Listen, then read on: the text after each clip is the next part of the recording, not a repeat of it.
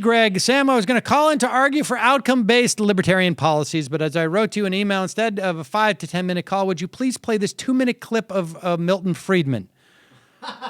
I could find that shows you what a thoughtful outcome-based libertarians sound like. All right. I watched about 50 seconds of this clip when the email came in, and that's all I can make it through. So let's start the clock and see how long we can last with this smug little man who advised Augusto Pinochet and his dictatorship. Well, come on. All right, go ahead. Come on. I know, that's totally unfair. There's nothing wrong with smug little men. Oh, here we go. When you see around Touche. the world, Now, we should say it's Phil Donahue interviewing Milton Friedman. This must have been years and years ago. Here we go. Maldistribution of wealth, the desperate plight of millions of people in underdeveloped countries, when you see so few haves and so many have-nots, when you see the greed and the concentration of power within, did you ever have a moment of doubt about capitalism and whether greed's a good idea to run on? Well, first of all, tell me, is there some society you know that doesn't run on greed? You think Russia doesn't run on greed? You think China doesn't run on greed? What is greed? Of course, none of us are greedy. It's only the other fellow who's greedy. The world runs on individuals pursuing their separate interests. The great achievements of civilization have not come from government bureaus. Einstein didn't construct his theory under order from a bureaucrat.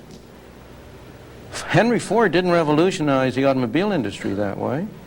In the only cases in which the masses have escaped from the kind of grinding poverty you're talking about, the only cases in recorded history are where they have had capitalism and largely free trade.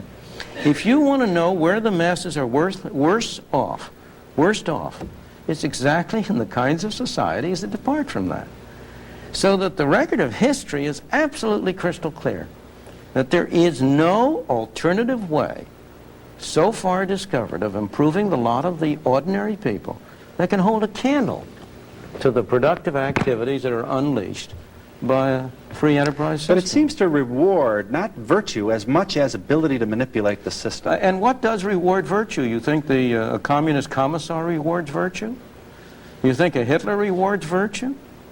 You think, excuse me, if you'll pardon me, do you think American presidents reward virtue? Do they choose their appointees on the basis of the virtue of the people appointed or on the basis of their political clout? Is it really true that political self-interest is nobler somehow than economic self-interest? You know, I think you're taking a lot of things for granted. And just tell me where in the world you find these angels who are going to organize society for us.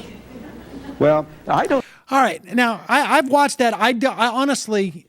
What is the outcome here? I can name a lot of things that are born out of government programs. Internet is one of those things. You know how far Ford would have gotten with making all his cars if there wasn't a government to create roads? Not very far, because he would run into trees and into hills, I guess. Or, I mean, I don't understand what I was supposed to take from this. But then there would be a market to remove the trees, see? And then they would get the trees, and then it would be better than the other way because it wouldn't be government. I also, just real quick, I don't think Einstein developed the theory of relativity in a patent office wherever he was working out of like greed.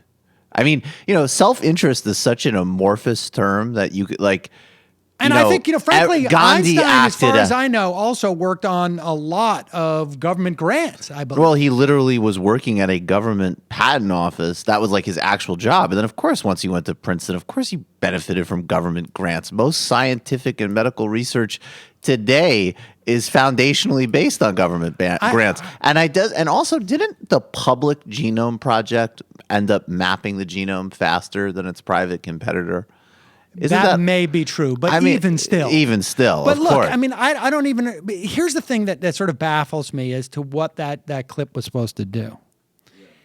Yes, he was glib in it. And yes, I have no doubt that there is greed in every system.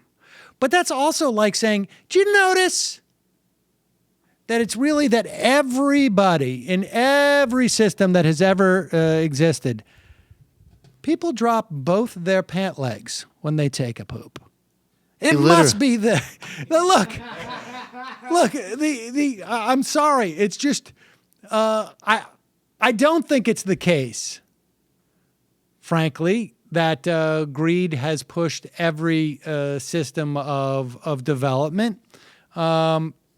Perhaps more so in the past 150 some odd years, 200 years, where you could actually amass more capital than you could carry on your back. Well, and there's also the other thing too, is he was saying that it's only in society. I mean, speaking in the 70s, I think that clip is maybe the 80s, but I mean, we know the outcomes of what societies have in terms of best outcomes on health and well-being and things like that, and those are always more these boring, socialistic than social mixed market systems like in Western Europe. That's where you have the highest life expectancies, best education levels, and what's been undermining that is austerity.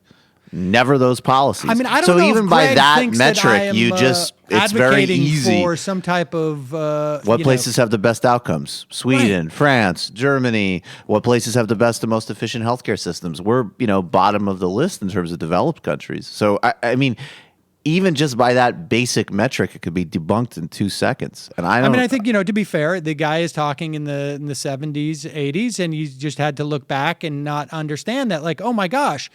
Maybe the success that we've been experiencing the post-World War II era has to do with the fact that, A, we destroyed a huge part of the world, and now we're spending money to build it back up, and we have strong labor unions and a different era, I think, and did not have the benefit of the hindsight that we have now. Oh, and he's also talking in an era where there's so much more generalized access and prosperity for, white men. And I mean, it's very racialized, and there's no question about it, but you could go to college for basically free. I mean, Obama's talking about 2 years of free community college. You could go to like state university for a couple $100 a month or a semester for the best state universities in the world. That much broader economic opportunity, much broader middle class, and all of the benefits of the New Deal and the Great Society were just sort of baked into the cake, as Sam Seder would say. So all of that is taken for granted right off of the bat. That's not even in the analysis either. I don't get what's so persuasive about that clip.